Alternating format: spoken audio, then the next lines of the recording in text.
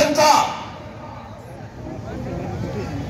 त्रसित र आतंकित हुने अवस्था छैन र तपाईहरुले बुझिराख्दा हुन्छ।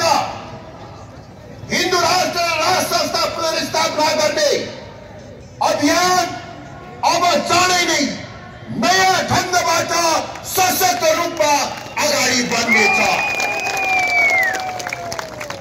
तपाईहरुले अहिले केही व्यक्तित्वहरूलाई थुनामा राख्नु भएको छ।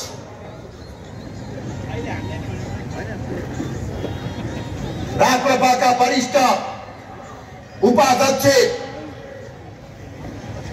रविन्द्र मिश्र, नागरिक बचाओ अभियानका दुर्गा प्रसाद, पशुपति खड्का, सन्तोष सिलवाल, राष्ट्रिय शक्ति नेपालका कमल विष्ट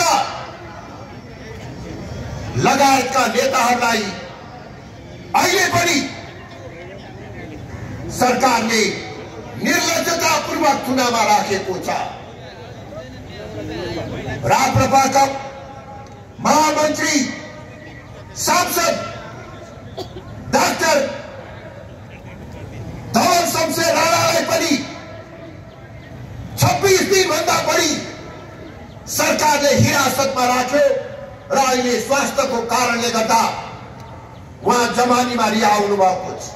मलाई आज हाम्रो सामुन्नेमा डाक्टर धवल शमशेर राणालाई देख्दाखेरि अत्यन्तै खुसी लागेको छ र तपाईले थुनामा रहँदाखेरि पनि जुन स्वाभिमानीपूर्वक, जुन दृढताका साथ कुनै किसिमको सम्झौता नगरिकन यो अभियानलाई निरन्तरता दिने पक्षमा आवाज उठाउनुभयो, त्यसको निमित्त म तपाईलाई धन्यवाद दिन चाहन्छु। ठूलो रोगबाट ग्रस्त हुनुभए तापनि रोगको उपचार गरेर फेरि यो आन्दोलनमा भूमिका निमित्त आउनुभएका डाक्टर धवल शमशेर राणालाई म हार्दिक सम्मान पनि गर्न चाहन्छु।